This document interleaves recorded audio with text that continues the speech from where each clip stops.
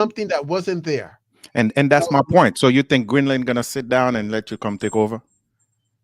No, it's rhetoric. It's No, polemics. okay. It's So polemics. that's my point, guys. When is oh sorry guys. I got an echo from somewhere, right? Is that me? Oh, sorry, my phone was on. Okay, that's my point. My point was we can continue to make excuses when is the president elect and say no, that's just rhetoric. But I guarantee you, if it was Biden talking like this, you guys will not be making those type of excuses for him, and rightly so. I agree with you. No, okay, we can't go to and say it's rhetoric. So it's the same thing. We have to keep the balance. There is something that the president said that it's out of control. It's childish. There's a way to deal with the situation, and that's my point. I'm not saying that he doesn't have the right to look at, okay, where America is spending money, where can he cut money, where can he get benefits for it. That's not what I'm saying. What I'm saying is there's a way to deal with this without calling the prime minister name, without saying you're gonna take over a country. Okay, there's a way to deal with this, and as a world leader, we expect better. That's all. So you will excuse Biden from his rhetoric? Of course not. I've never done so. Of And course that's you are. and that's the difference between me, okay, when every time I come to the show, if I say, okay, this is not the right way to do things, I'm ready to say it. All right, let's But play chess. All my right, co-workers, let's play political you chess. guys not ready to do All that. right, You guys give all right. excuses for him. So say one thing that you disagreed with President Biden in reference to what he said. I give the floor is Okay, yours. I'm gonna give you an example. Earlier, the young man mentioned that in the beginning, Biden mentioned that he will not pardon his son, and then he turned around and do so. I agree with this young man. Of course, the president came in the beginning, and you say you're not gonna do something, and you turn around and you do it. I think that's a failure. That's a communication failure. That's a diplomatic failure. That's the way you communicate with the nation. Basically, you lie to the nation. At the same time, I can understand, yeah, that's your son. I can, but you should have seen this from the beginning. At least, he should have just not answered the questions or something and say, I don't know what I'm going to do. But the fact that he said that, he made that promise, he did not keep his promise. Of So course. you, But so you, my thing is, you see how I put it that way? I guarantee you, if it was Trump, Amania or Void will have an excuse. Dr. White, you're a little bit more balanced, but Amania or Void will have an excuse. They'll say, well, is the rhetoric, is the way the president talk? It will be all kind of excuses in the books for him. And that's the point I'm making. We cannot continue to make excuses. Now, does he deserve to work hard and make America better? Of course. That's what the president of the United States is supposed to do, but without acting childish. all right. You Here's know, another. I'm Go ahead. gonna just jump in here, Johnny. Mhm. Look, yes, I support President Trump. Never gonna deny these things. I am a huge Trumper, but I also am a person who is fair in thinking, and I don't agree with Trump 100% of the time. I do not.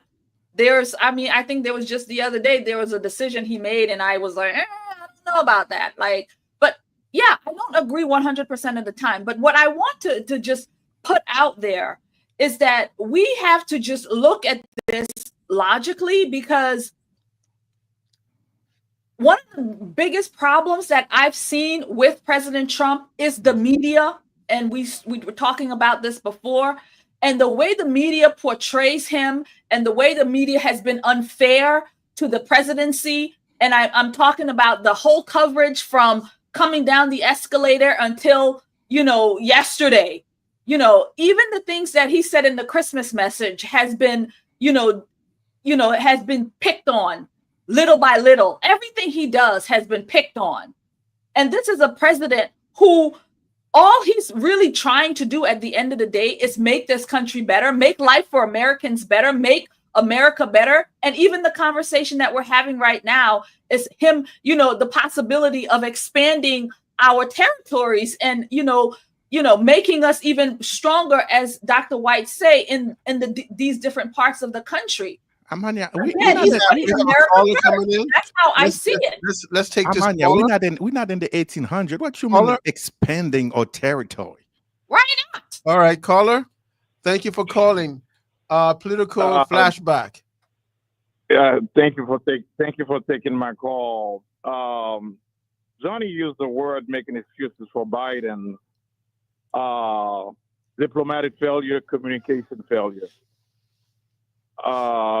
Johnny, that's not a diplomatic failure, communication failure. That's a deceiving failure. This is how the Democratic Party operated throughout 50 years. Joe Biden spent in Washington. He's been a plagiarism and deceiving all his business transactions, plus his health. Doing last year that Joe Biden was fine, and Joe Biden was never fine. Now even Jill Biden said, "Let's burn the house, expose everything." So no, Johnny, it was not a communication failure. It was not a diplomatic failure. He knows he was going to pardon his son. He lied. Once again, that's Biden. That's the way the Biden operated. Just like Biden, who had a 74 bank account with no businesses. That's not diplomatic failure. That's deceiving the American people. That's now, not the question I have for you. You see how you elaborate clearly when it's Biden? So my question for you, Trump don't do anything. Trump is completely perfect. No. Correct. No. Don't. Let me finish respond. Okay. Let me finish respond because I think it's just like a Democrat and earlier Dr. White say something, they still upset about the election. No, they're planning their vengeance. They're planning their vengeance to come back. So therefore, when we're using the word communication failure, diplomatic failure, no, it's not. Just like this man had even his grandson had a bank account. So he's been deceiving the American people for many years. Now he's being exposed for it. Now, what have Trump have deceived the American people? Give me one. He's been politically persecuted. Okay? He's been forthright. He's been a leader. And that's something that you have not been used to. And the thing about Canada, he called the prime minister a governor. No, America should not spend $100 billion subsidy in Canada. And that's what they call leadership. You have all this country been taking advantage of the American people.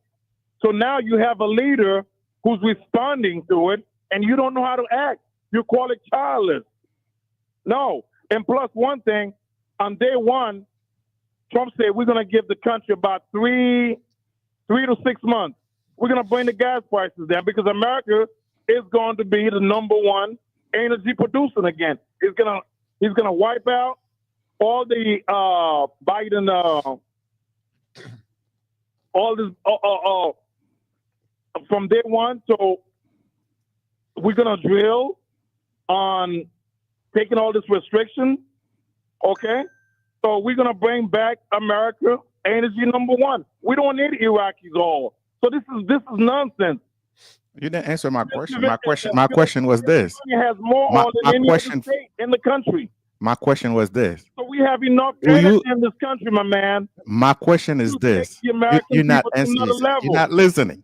That's the problem with y'all. Y'all don't listen. My question is this. Is President Trump is completely perfect? He never did anything wrong in your eyes. Does he have some moment of failure himself? Yes or no? Listen, hold on a second, Johnny.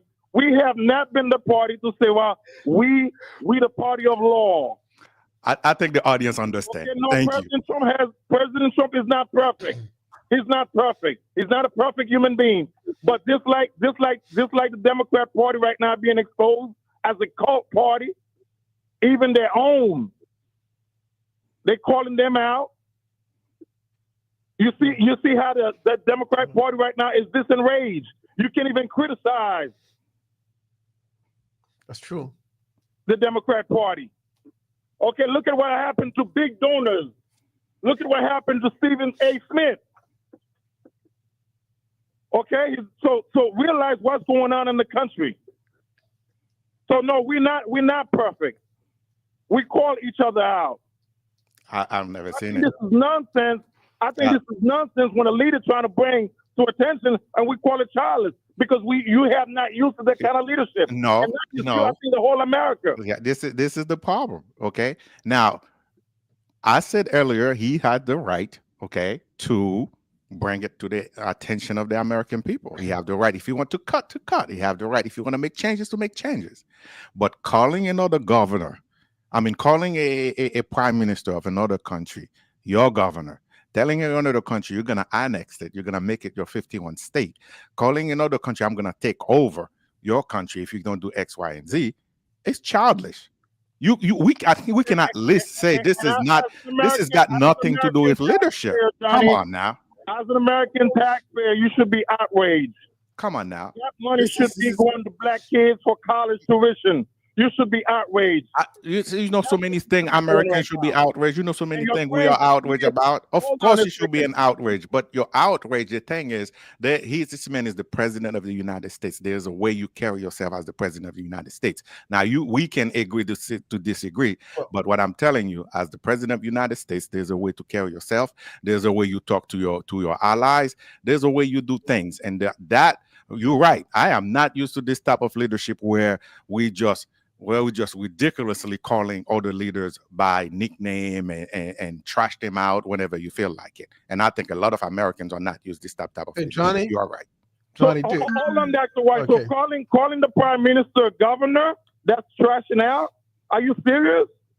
Calling the prime minister as a governor, so all these governors, Democrat governor and Republican governor, are they trashed out? By No, calling no, them- boy. This man is not. He's not your governor. He got his own country. You calling him the governor That not we're because of the word subsidizing. governor. Okay. His country that we are subsidizing. His country make trades with you. His country provide things to you too. You buy, you Yes. purchase. Listen, you And they have should be some type of taxed treaty. on that. There should be tariffs on that. Just like you should be taxed on it. I agree with you guys. This is what you guys will understand. Yes, they can pull the policy and review those treaties and see what's going on so they can make changes. But calling another world leader names just because you disagree with it is childish. Come on now, guys. Call them the You're better than governor. this.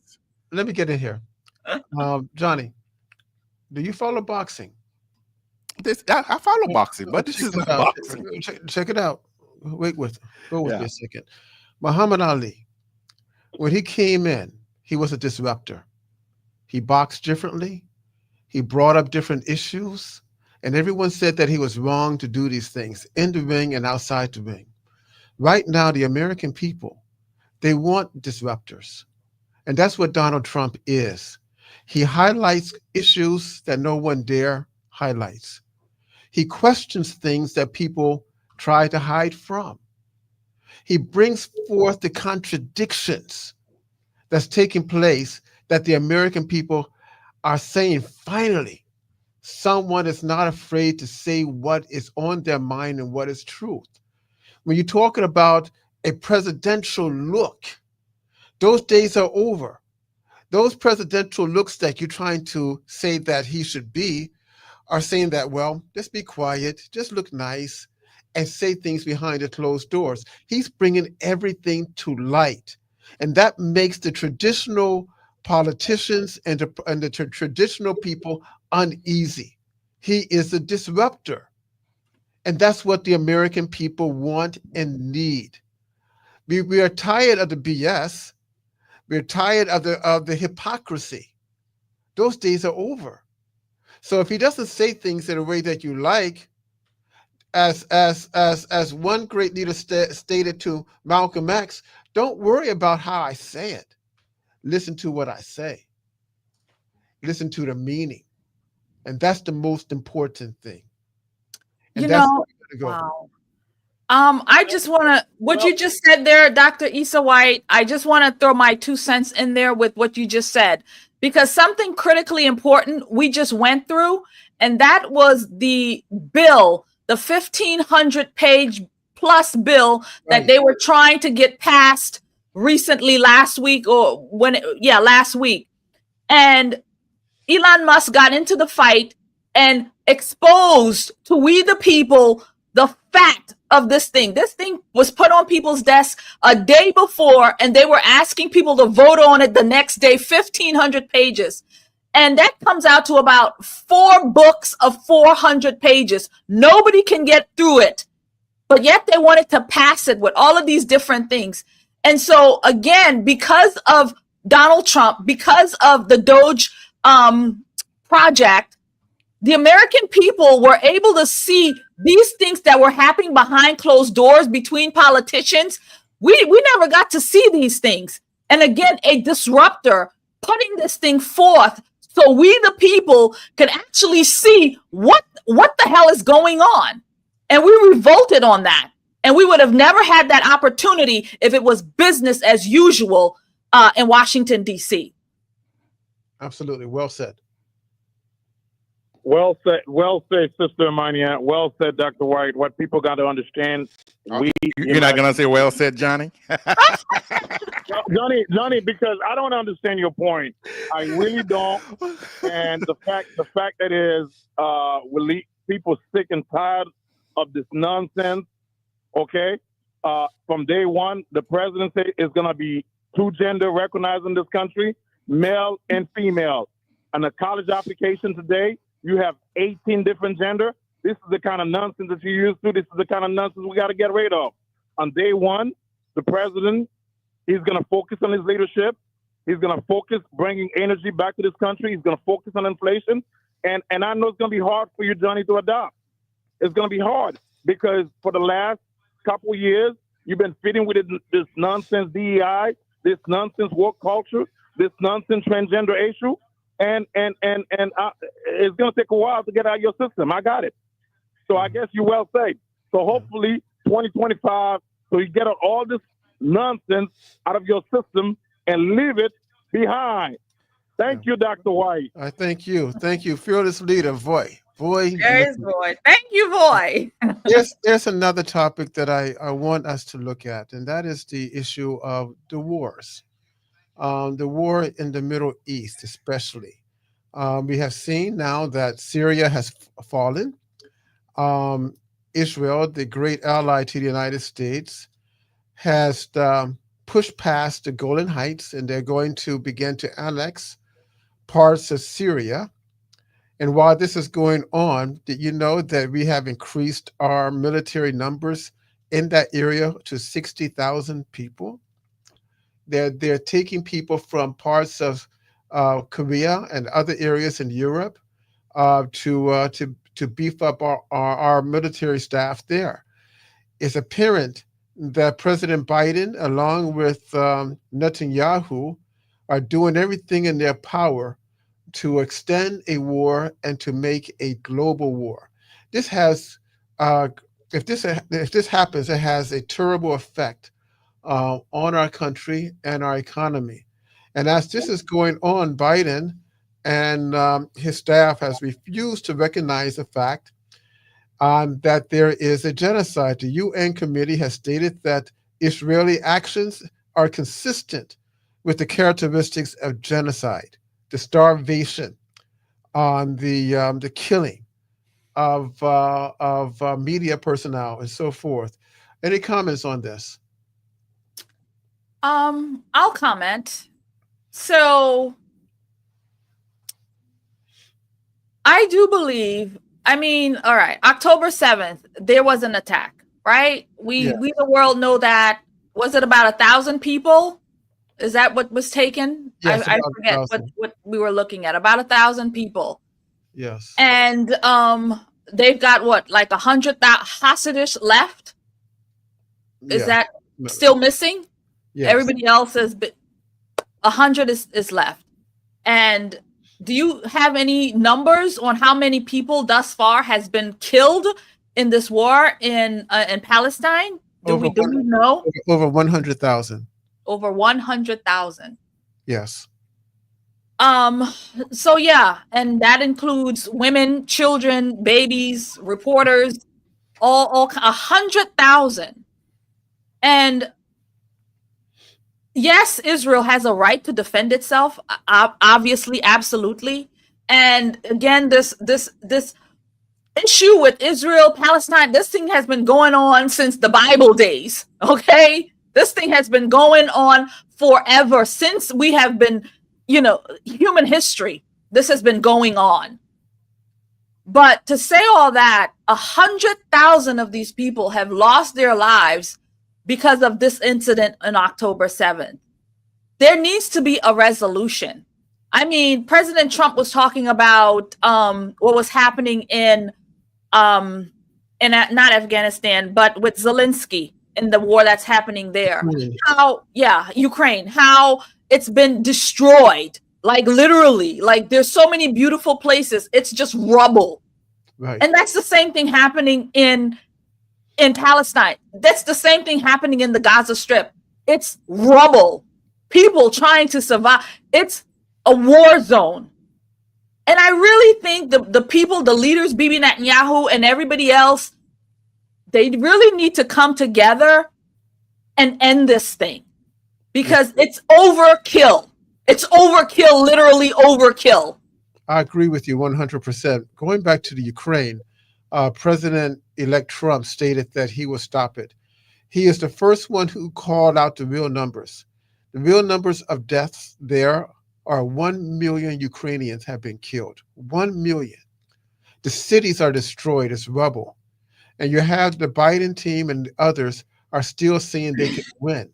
They're going to the extent of trying to bait the Kremlin into a nuclear war.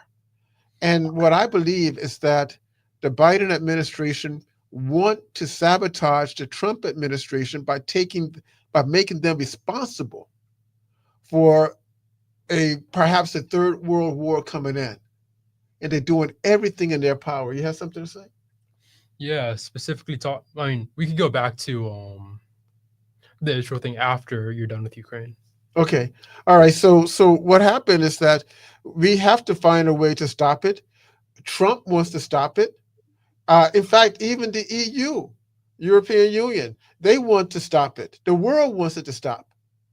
And the only one who is keeping it going is the Biden administration with their trillions of dollars they're being sent to both conflicts. They don't care nothing about the people dying. They care nothing about what may happen to the world. They only care about the money that's being made because many, like Biden and the Pulaski and many of the others, have investments in the military-industrial complex. Yeah, and specifically talking about Israel, right? There's so much going on. I mean, if this was any other situation, right, we would have gotten involved. NATO would have gotten involved. This should have been handled long before then, right? Israel says we're not targeting civilians. What did they do? They bomb a hospital. They're not targeting reporters. Yesterday, a van carrying reporters had press on the van was bombed, right? So there's this element of deceitfulness. It's very obvious deceitfulness that is happening right now. And it's all being forwarded by the Biden administration. When Harris was running for office, she even said, we will let Israel do whatever they need to do in order to, whatever they deem necessary to defend themselves. They haven't been defending themselves for a long time now. They've just been attacking. This is equivalent if I punched somebody and they decided to burn my house down. There's a very difference in the amount of force that's being put out there. It's unequal force. In fact, going back to the Middle East, do you know that Israel dropped a bomb they called the earthquake bomb? All right. It was so powerful that it showed up on the Richter scale. The earthquake bomb. And if I remember correctly, they were talking about how Hamas had hostages in the pipelines, and then they gassed the pipelines? Yes. Knowing full the hostages were supposedly there. I mean, what's going on here? Yes. And what's taking place has a direct bearing on us and in Central Florida. How is that? We have a number of young people who have joined the military. We have a couple of neighbors who are now in the Middle East. And I cry for these young people every day because I know they're put in harm's way.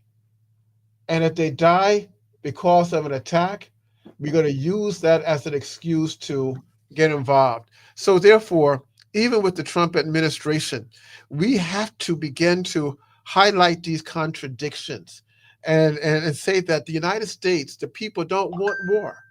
We don't want conflict. We don't need this any longer. Um, and so that's some of the things that we have to look at. 60,000 men are now in that area, done quietly. That is something taking place. You have a comment on that, Johnny? Okay. Yes.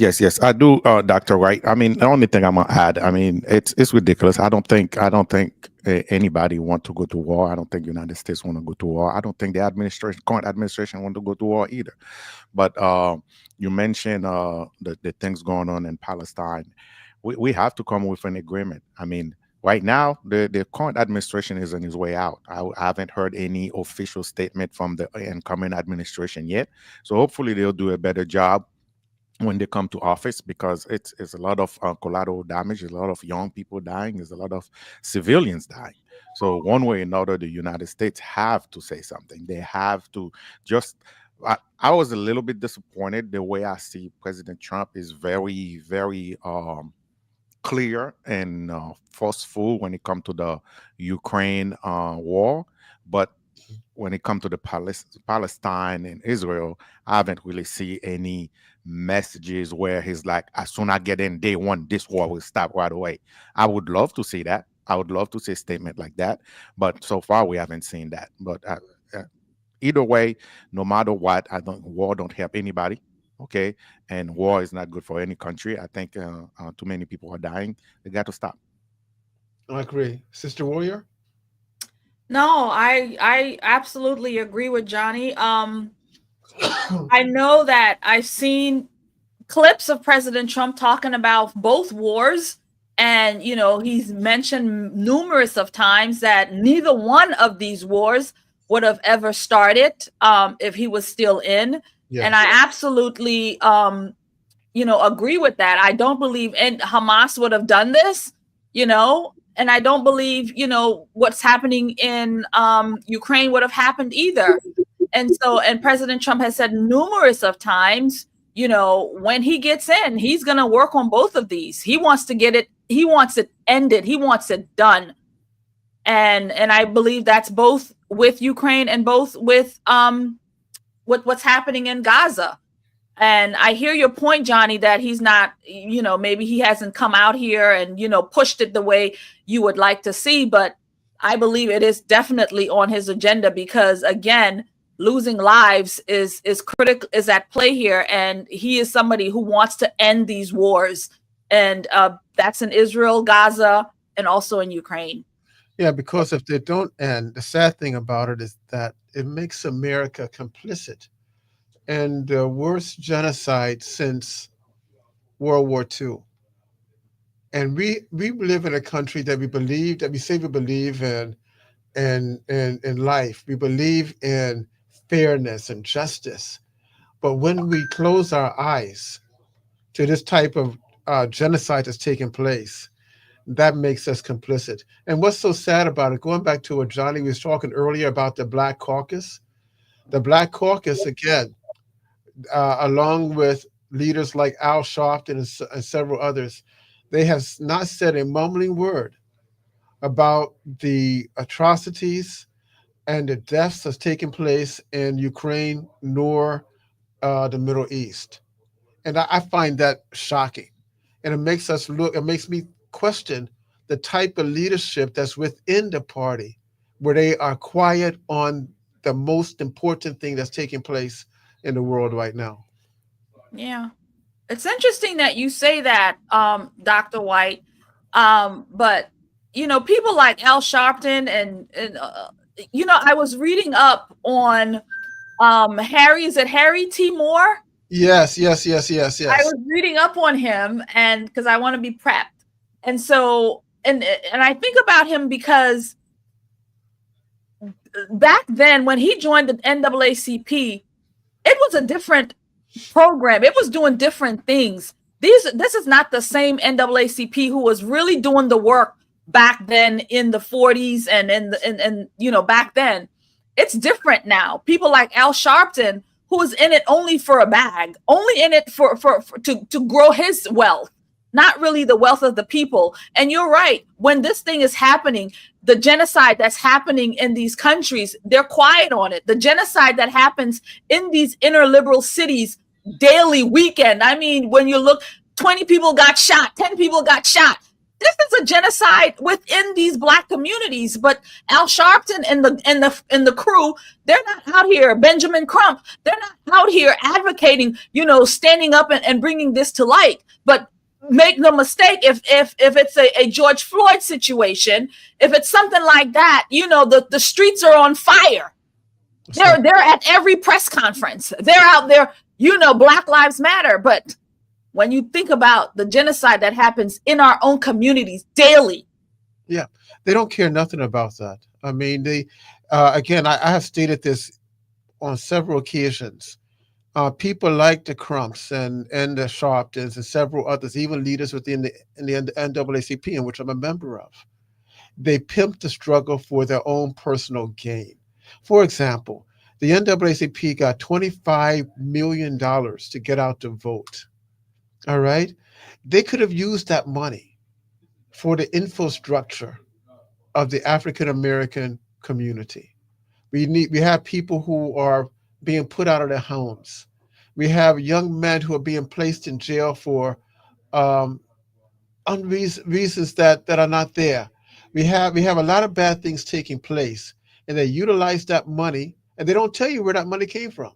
We know where it came. All right, it came from people who do not hold our interest, from outside our community, but they didn't use that money to help people, education, scholarships, housing, healthcare, all of that. They could have used it. Yes. No, it was just listening. All right. So we have to do better, and we have to stop allowing charlatans to be part of our community. I mean, charlatans, that's what they are. They're terrible individuals. There was a great civil rights leader by the name of Charles Hamilton Houston. He was the one who taught Thurgood Marshall. And as a footnote, I'm the last academic to have interviewed Thurgood Marshall. And he taught Thurgood Marshall that a good lawyer is either a social engineer utilizing his skills to support and help the community, or he was a parasite on society. What we have now is that we have too many parasites on the African American, on the community of African descent, who's not benefiting, who's not helping, but they're just there to suck the blood for their own pocketbook, for their own back pocket. And this is something that needs to stop. So therefore, regardless if you are a Democrat or a Republican, we have to get in line, all right? That of a structure, of an argument that benefits us. Like we said, today is what? Umoja. All right? Unity. We have to look at where we can get along and work towards those ends, because if not, we have no one to help us. We're by ourselves. It's us against the world. And we got to start looking at it that way. What do you think, Johnny? Dr. White, I agree with you. I mean, we have to be hold accountable for our own action. We have to police ourselves. If the organization where it was founded is for the betterment of all people, and if it's not working right, if it's not working the way it's supposed to be, we have to hold ourselves accountable. We can't call anybody else to clean house for us. We have to do it.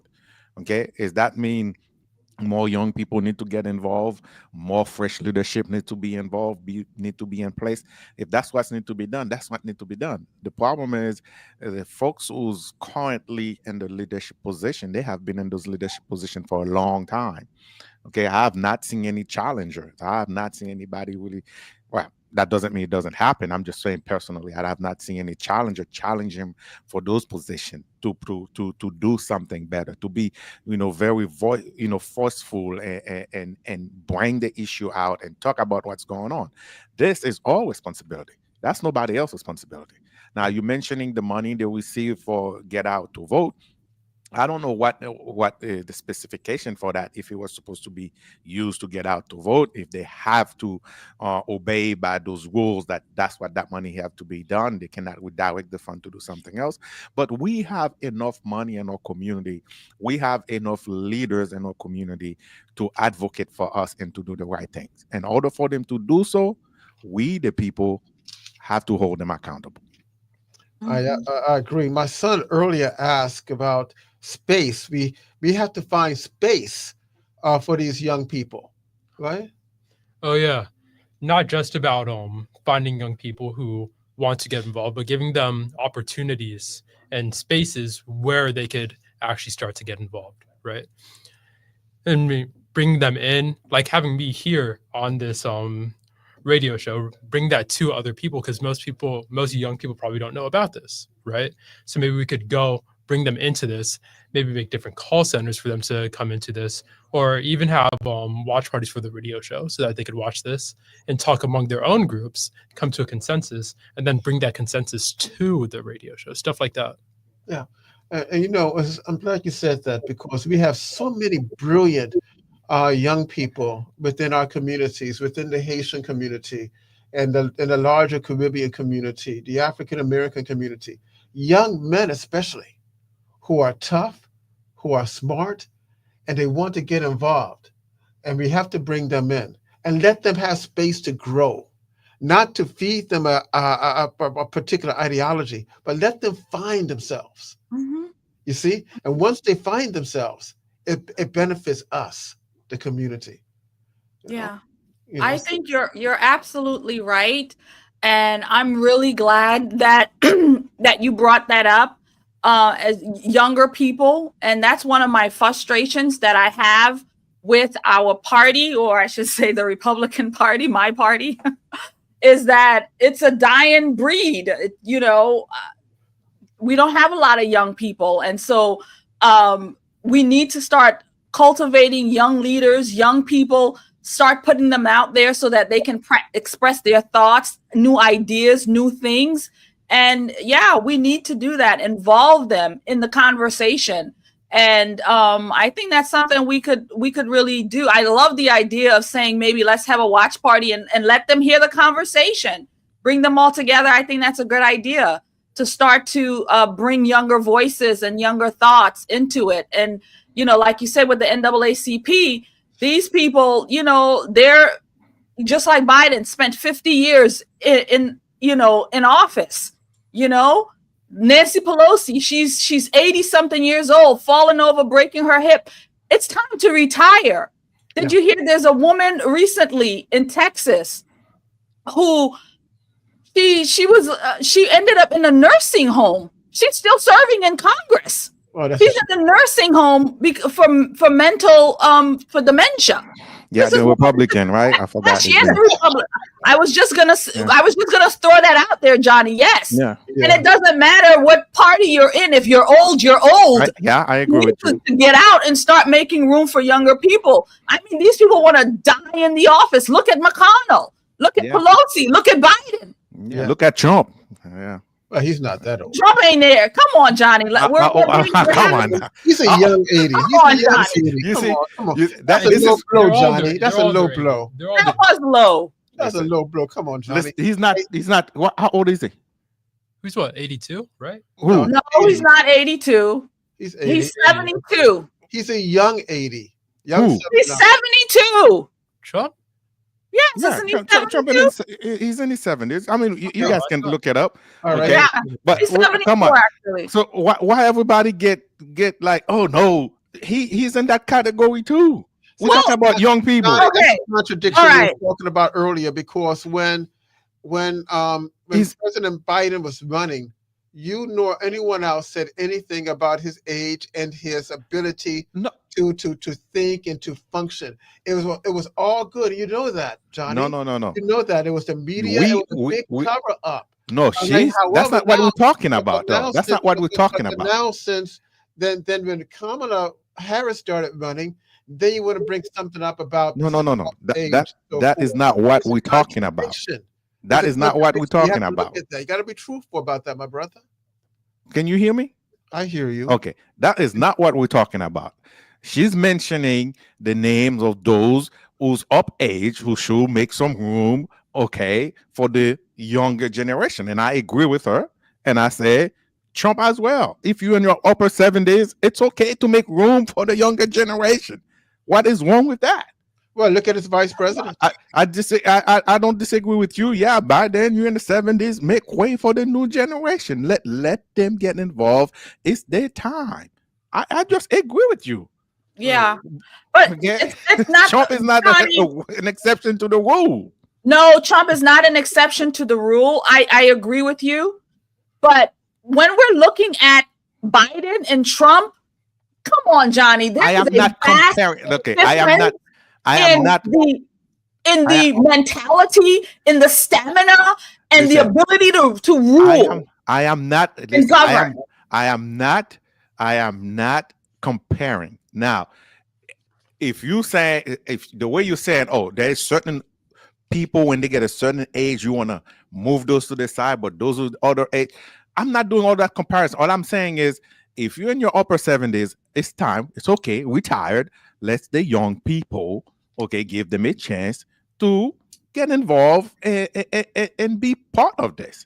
That's what I'm saying. I'm not comparing your cognitive ability or anything like that. Oh, you 70. That's not what I'm comparing at all. All I'm saying is, if you in your upper 70s, it's okay for you to say, okay, I'm retiring. Okay. And he's part of the 70s. It's okay for him to retire. That's all. Yeah. He'll retire after the 4 years are done. Oh, that's fine. Let me shift this to Africa. We have about 10 more minutes. Mm-hmm. And, we have Robert Kennedy. He is going to be the Director of Health and Human Services. Am I right? Yes. And it's interesting what came out today. Did you realize that the CDC, along with Big Pharma, several industries, several companies in that industry, they have invested in biolabs throughout Africa. All right. We have listed that they have now put millions of dollars in biolabs in Nigeria, Senegal, Zambia, South Africa, Guinea, Kenya, and Sierra Leone. Now, why is this important? Biolabs in the United States are illegal. Secondly, when the COVID came out, they stated that they wanted to use Africans as guinea pigs. Do you remember that? All right.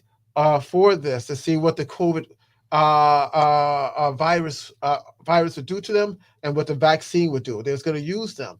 And now, again, they have biolabs. They're pushing it very quietly. And this is something that Robert Kennedy is against. This is important to us because, sadly, we live in a society whereby the underclass people have been utilized for centuries in experimental roles to see what medicine will do or what a virus would do to them. Any comments about this? I mean, man, maybe it's my fault. I came in late. I didn't have the talking point. I didn't have what we're going to talk about. I don't know why. Again, Dr. White, this is where I think it's very important for us to pay attention to those things, because those things are happening while our attention is somewhere else. Absolutely. So if it's not allowed to be in the U.S., it should not be allowed to be in another country.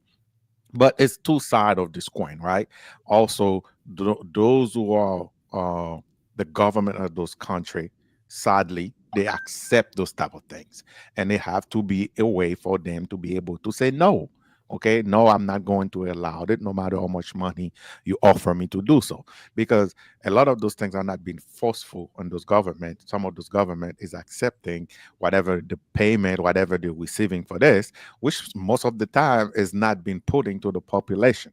So there's two things we have to do. We have to hold ourselves accountable, one, and we have to be in the lookout for those type of things and bring our opinion and say, why is it happening? Okay, and that brings me to the point to a lot of us need to be involved. A lot of us need to be in office. I don't care if you want to go in the Republican. I don't care if you want to go in Democrat. I don't care if you want to be independent. But a lot of us need to be involved so we can get access to those type of information. Yes, Okay, but secondly, to be in a position where you can do something about it other than just talk about it. You know what I'm saying? So those are the things that sometimes, and when I'm thinking about it, I say, okay, what can we do? Okay, what can we do? Yes, it's a good thing we bring it to the audience, open their eyes, let them know what's going on. But there's a second aspect to this that we have to talk about probably later on. Absolutely, absolutely. Hmm. Yeah. So this is really a bad thing because the biolabs are again one of the reasons why Russia argued that they attacked Ukraine because of biolabs there. They were being used to developing certain types of weapons, medical weapons that could be used against their people. And it's a fact now that certain weapons can be used against certain types of groups, ethnic Hmm. groups. It could harm one person but not harm the other. So this is something that must be looked upon. As we go about this, we all have Haitian blood in us, and we haven't said nothing about what's taking place in Haiti. Oh All right. man. That has been ignored for the most part. I call it a civil war that's taking place. I We call it that too. I call it a what did I call it? I call it a civil war, but not the as a civil war is undercover. It's like it's a civil war, but nobody want to call it a civil war because That's right. that is ridiculous. Like if you see what happened on December 24th, they just the gang just attacked a hospital, okay, where they had one of the minister of health wanted to reopen that hospital. Okay, and then there was journalists over there, and I think 3 or 4 journalists lost their life. A police officer lost his life. Okay, and the gangs attacked them at inside the hospital. Okay, now there's a couple point of failure. First of all, nobody know who gave the Minister of Health the authorization to bring a group of journalists and probably even doctors to an area what is being identified as the red area, right? Because they don't have control of it. That's an aspect that for the Haitian government to figure out. The other aspect too, I mean, at what point we're going to identify as those gang members as what they are? They are terrorizing a population. Okay. And at this point, I don't know. I don't know when that designation is gonna switch from being a gang and being a terrorist. Because when you constantly attacking the civilian population, that something got to be done. And I'm disappointed to I talked to other Democrat. I'm disappointed because the current administration is a Democratic administration.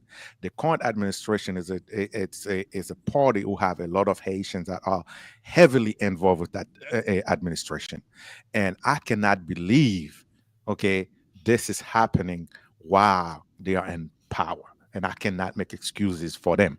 I think the current administration should have done a better job handling what's happening in our backyard. Yeah. And unfortunately, they did not. Okay, they did not. So we'll see with the incoming administration what's gonna be done. But the same way I'm disappointed of those Haitian American Democrat, I do not want to be disappointed of the Haitian American Republican. I think they're Absolutely. gonna be in position to advocate, okay, to say it's unacceptable what's happening right here, 90 miles flight from Miami, Yeah. I mean, Haiti has 90 now minutes. become a helter-skelter society. No one has mentioned about the fact that um, hundreds, literally, of Kenyan policemen or soldiers have been killed. Many of them have raped and pillaged, just like the so-called gangs. We don't really know, even though we have names of individuals who are supposed to be governing, but it's like an ungoverned society. So you're absolutely right, Johnny. Viber, you was about to say something? No, Okay, I and just can't imagine.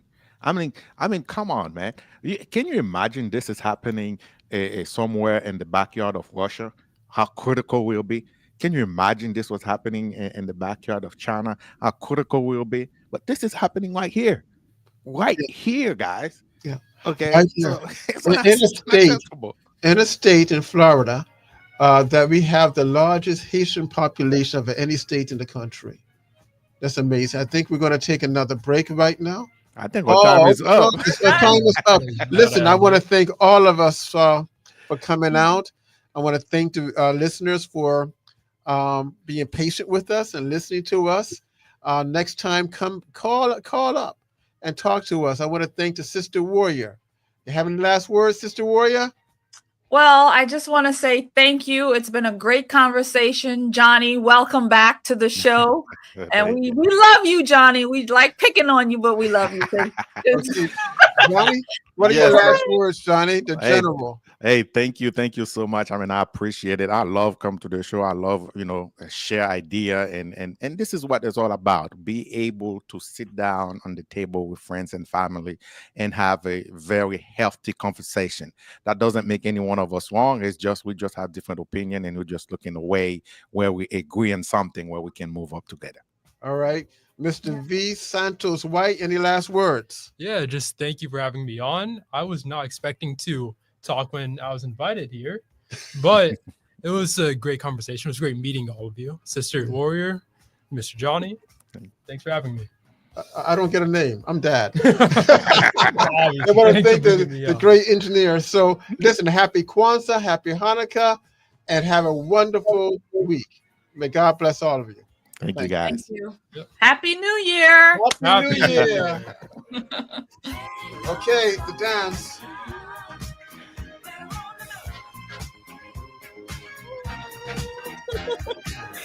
The Trump dance.